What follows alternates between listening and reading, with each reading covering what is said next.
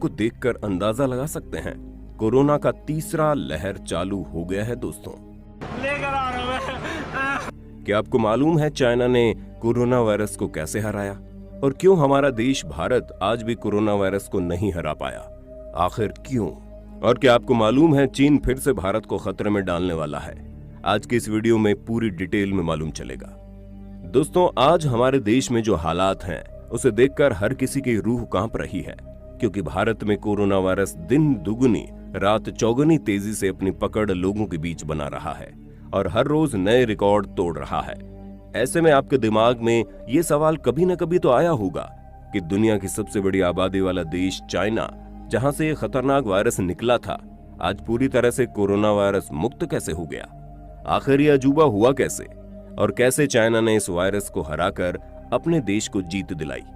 वहीं हम भारतवासी आज भी इस खतरनाक वायरस की चपेट में आकर कुत्तों की मौत मरने को मजबूर है। तो दोस्तों, आज की वीडियो में मैं यानी आपका दोस्त विशाल प्रजापति आपके सभी सवालों का जवाब दूंगा। बस वीडियो के अंत तक बने रहना।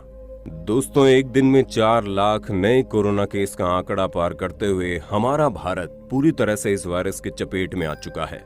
आज के टाइम पर किसी को भी कुछ समझ में नहीं आ रहा कि आखिर क्या किया जाए। वहीं दूसरी तरफ दुनिया के बाकी देश चैन की सांस ले रहे हैं, खास करके वो देश जो सबसे पहले इस वायरस से संक्रमित हुआ, लेकिन आज वहां के लोग बिल्कुल नॉर्मल जिंदगी जी रहे हैं।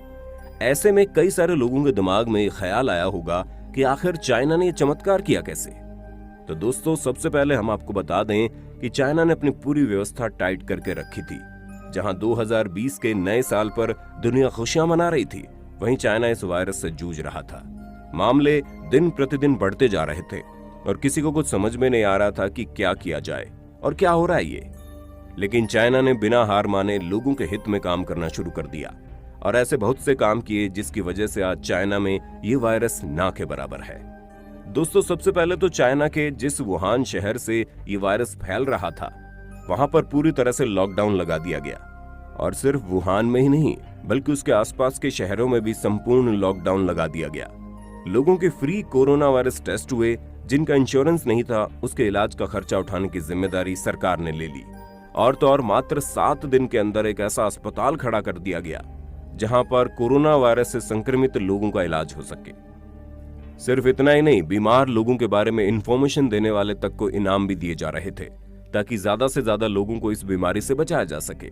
इसलिए दिन में 40,000 टेस्ट होने लगे और ये सभी चीजें चाइना के लिए इतनी ज्यादा फायदेमंद साबित हुई कि कुछ ही महीनों के अंदर वुहान वापस अपने काम पर लग गया।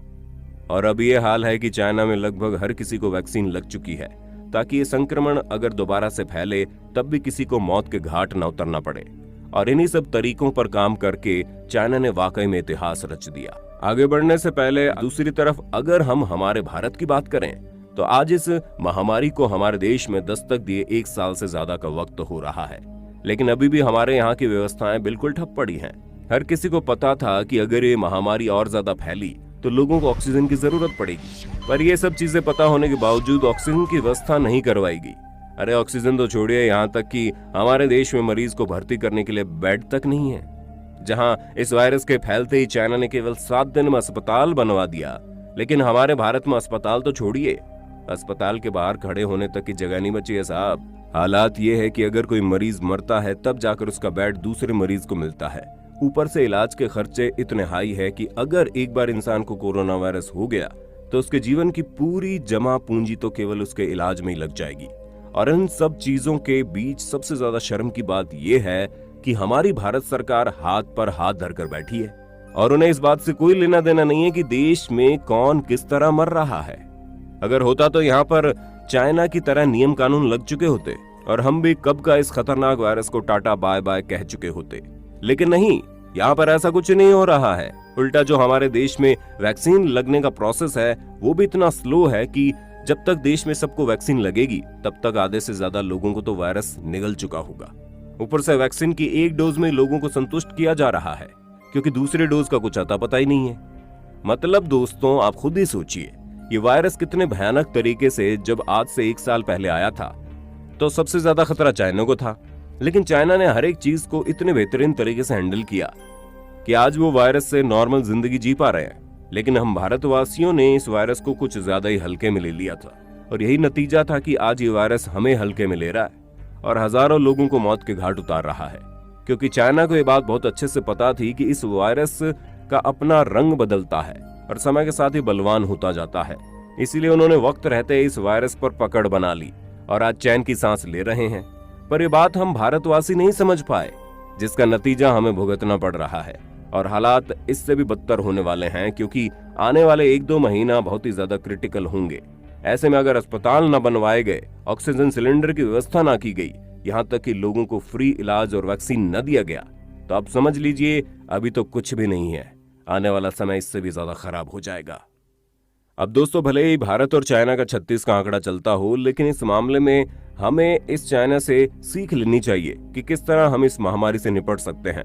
क्योंकि जितनी तेजी से चाइना ने वायरस को भगाया है, वाकई में काबिल तारीफ है, और जिस तरह हम भारतवासियों ने इस वायरस को हल्के में लिया है, उससे ज्यादा शर्मसार बात कोई हो ही नहीं सकती।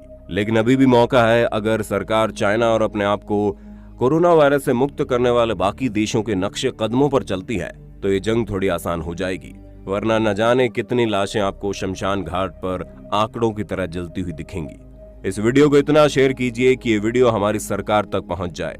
और हाँ दोस्तों, इस वक्त घर बैठे भगवान को याद करो। यदि भगवान आपको याद कर लिए तो समझ ही सकते हैं आपके साथ क्या हो सकता है। बाकी आपका इस पर क्या कहना है, हमें कमेंट में जरूर बताना। इसी तरह के इंटरेस्टिंग वीडियोस को लगा